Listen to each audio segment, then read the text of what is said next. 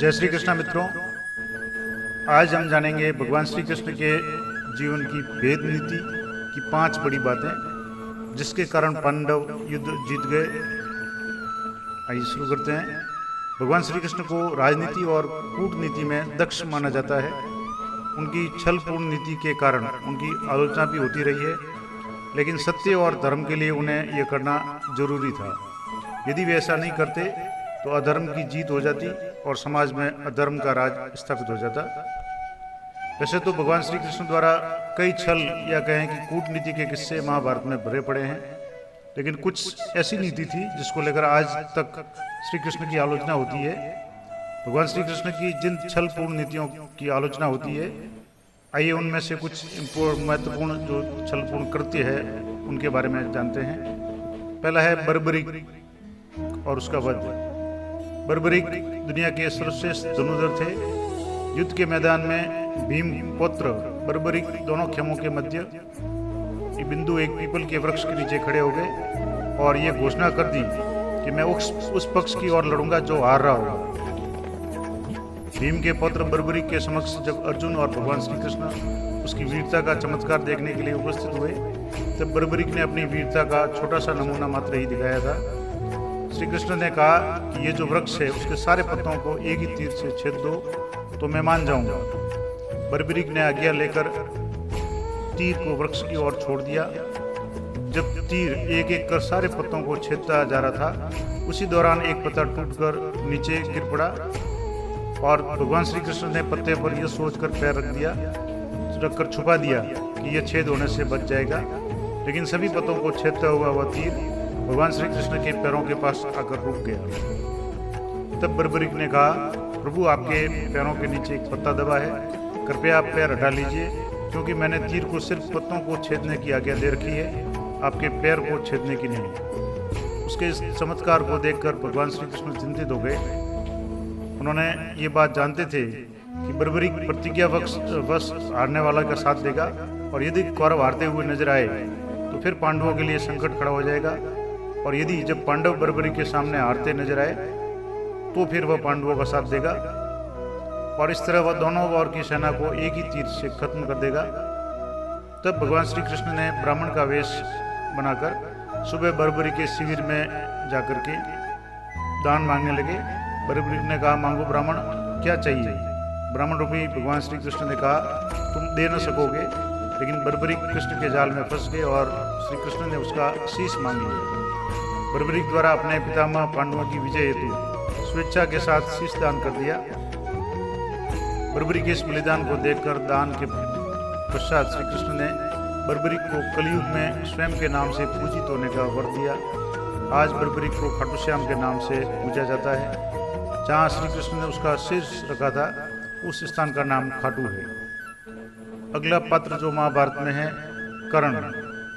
महाभारत युद्ध में कर्ण सबसे शक्तिशाली योद्धा माने जाते हैं। वह दुर्योधन अर्थात कौरवों की ओर से लड़ रहे थे।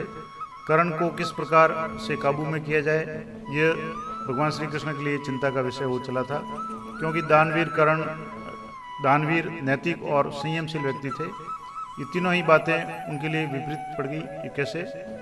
भगवान श्री कृष्ण भली बात जानते थे कि जब तक कर्ण के पास उसका कवच और कुंडल है तब तक उसे कोई नहीं मार सकता। ऐसे में अर्जुन की सुरक्षा की कोई गारंटी नहीं है। उधर देवराज इंद्र भी चिंतित थे, क्योंकि अर्जुन उनका पुत्र था। भगवान श्री कृष्ण और देवराज इंद्र दोनों जानते थे कि जब तक कर्ण के पास पैदाइशी कवच कुंडल है वह युद्ध में अजय रहेगा। तब भगवान श्री कृष्ण ने देवराज इंद्र को एक उपाय बताया और फिर देवराज इंद्र ब्राह्मण का वेश बनाकर कर्ण के दरबार में पहुंच गए। देवराज भी सभी ब्राह्मणों के साथ कतार में खड़े हो गए। कर्ण ने सभी को कुछ न कुछ दान देते जा रहे थे। बाद में जब देवराज का नंबर आया तो दानवीर कर्ण ने पूछा, विप्रवर आज्ञा कीजिए, किस वस्तु की अभिलाषा लेकर आए हैं? विप्र ने इंद्र ने कहा, हे महाराज, मैं बहुत दूर से आपकी प्रसिद्धि सुनकर आया हूँ। कहते हैं कि आप जैसा दानी इस तरह पर दूसरा कोई नहीं है, तो मुझे आशा ही नहीं विश्वास है कि मेरी इच्छित वस्तु मुझे अवश्य देंगे। फिर भी मन में कोई शंका न रहे, इसलिए आप संकल्प कर लें, तभी मैं आपसे कुछ मांगूंगा, अन्यथा आप कह दें तो मैं खाली हाथ चला जाता हूँ। तब ब्राह्मण के वेश में इंद्र ने और भी विनयपूर्वक कहा, नहीं राजन, आपके प्राण की हम कामना नहीं करते, बस हमें इच्छित वस्तु मिल जाए तो हमें आत्म शांति मिले। पहले आप प्रण कर लें कि आप मना नहीं करेंगे, तभी मैं दान मांगूंगा। कर्ण ने तेज में आकर हाथ में जल लेकर कहा, हम प्रण करते हैं विप्रवर, जब तुरंत मांगिए। तब छद्म वेश में इंद्र ने कहा, राजन, आपके शरीर के कवच कुंडल हमें दान स्वरूप चाहिए। एक पल के लिए सन्नाटा छा गया। कर्ण ने इंद्र की आंखों में झांका और फिर दानवीर कर्ण ने बिना एक क्षण भी गवाए अपने कवच कुंडल अपने शरीर से खंजर की सहायता से अलग किए और ब्राह्मण को सौंप दिए। इंद्र ने तुरंत वहां से निकल गए और दूर खड़े रथ पर सवार होकर भाग गए, इसलिए कि कहीं उनका राज खुलने के बाद कर्ण बदल न जाए। कुछ दूरी पर जाकर इंद्र का रथ नीचे जमीन में धंस गया। तभी आकाशवाणी हुई, देवराज इंद्र, तुमने बड़ा पाप किया है। अपने पुत्र अर्जुन की जान बचाने के लिए तुमने छल पूर्वक कर्ण की जान खतरे में डाल दी। अब यह रथ यहीं धंसा रहेगा और तू भी यहीं धंस जाएगा। तब इंद्र ने आकाशवाणी से पूछा, इससे बचने का उपाय क्या है? तब आकाशवाणी ने कहा, अब तुम्हें दान की गई वस्तु के बदले बराबरी की कोई वस्तु देनी होगी। इंद्र क्या करते, उन्होंने मंजूर कर लिया। तब वे फिर कर्ण के पास गए, लेकिन इस बार ब्राह्मण के वेश में नहीं। कर्ण उन्हें आता देखकर कहा, देवराज, आज्ञा कीजिए, और क्या चाहिए? इंद्र ने झेपते हुए कहा, दानवीर कर्ण, अब मैं याचक नहीं बल्कि आपको कुछ देना चाहता हूँ। कवच कुंडल को छोड़कर आप कुछ भी मांग लीजिए, जो भी आपको मांगना हो। कर्ण ने कहा, देवराज, मैंने आज तक कभी किसी से कुछ नहीं मांगा और न मुझे कुछ चाहिए। कर्ण सिर्फ दान देता है, लेता नहीं।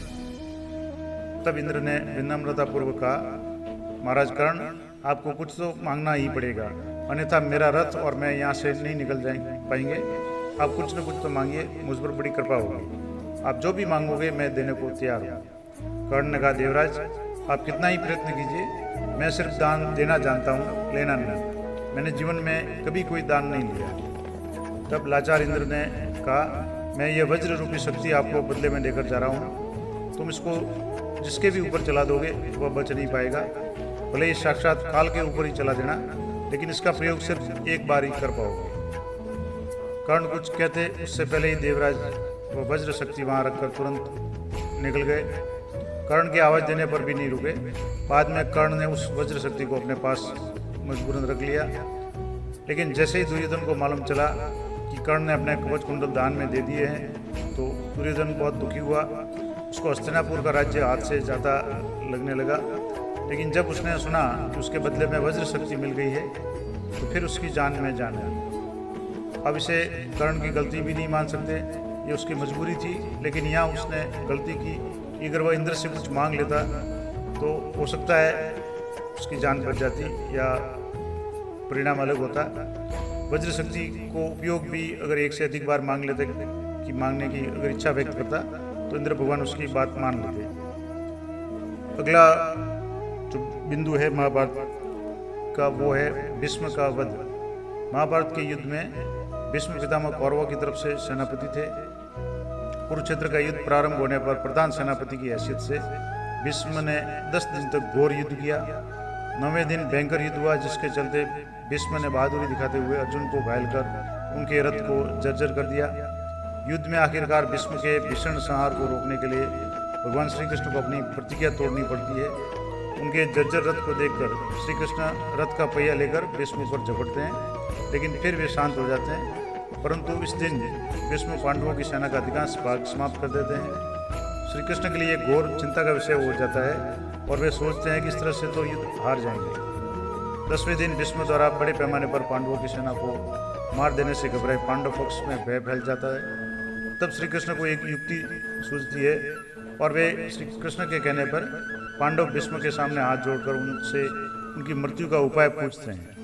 भीष्म कुछ देर सोचने के बाद में अपनी मृत्यु का उपाय उन्हें बता देते हैं और 10वें के दिन ही पश्चात इच्छा मृत्यु प्राप्त भीष्म द्वारा अपनी मृत्यु का रहस्य बता देने के बाद भीष्म पांचाल और मत्स्य सेना का भयंकर संहार कर देते हैं। फिर पांडव पक्ष युद्ध क्षेत्र में भीष्म के सामने शिखंडी को युद्ध करने के लिए लगा देते हैं।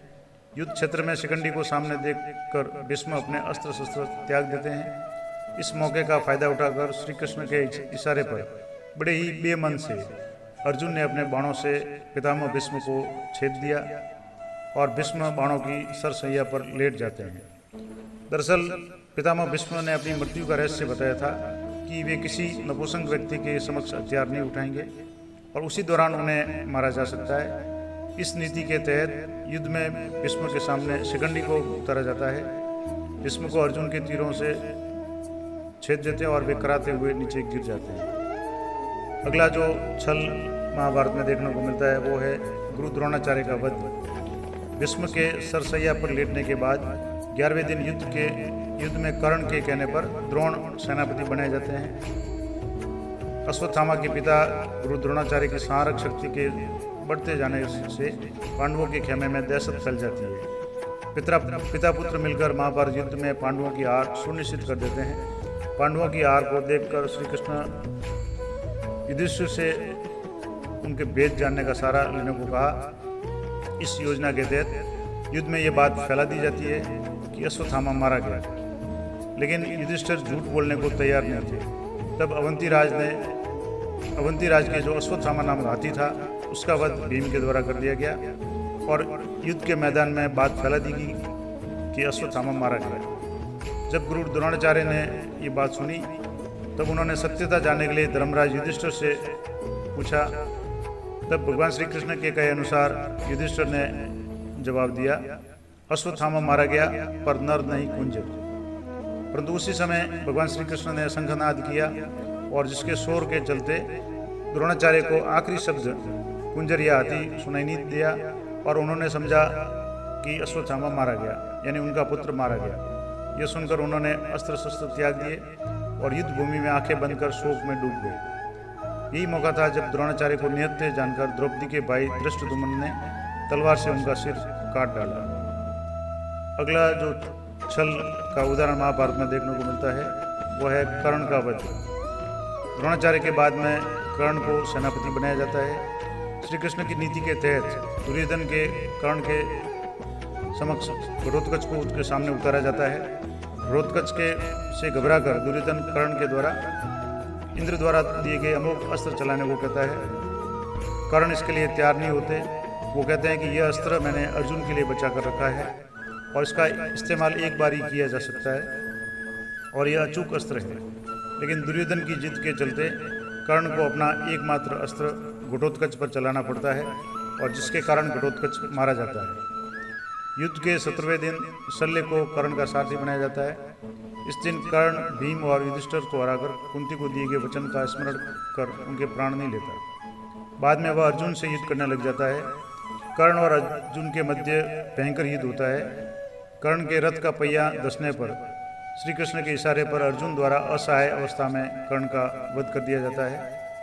इसके बाद कौरव अपना उत्साह हार बैठते हैं, उनका मनोबल टूट जाता है। फिर शल्य प्रधान सेनापति बनाए गए, परंतु उनको भी युधिष्ठिर दिन के अंत में मार देते हैं। इस तरह से संपूर्ण युद्ध में भगवान श्री कृष्ण की भेद नीति के चलते हार का सामना कर रहे पांडव युद्ध जीत जाते हैं। तो ये थी भगवान श्री कृष्ण की भेद नीति, जिसकी कई बार आलोचना भी की जाती है। तो इसी तरह के वीडियो के लिए चैनल पर बने रहें। मिलते हैं अगले वीडियो में, तब तक जय श्री कृष्ण।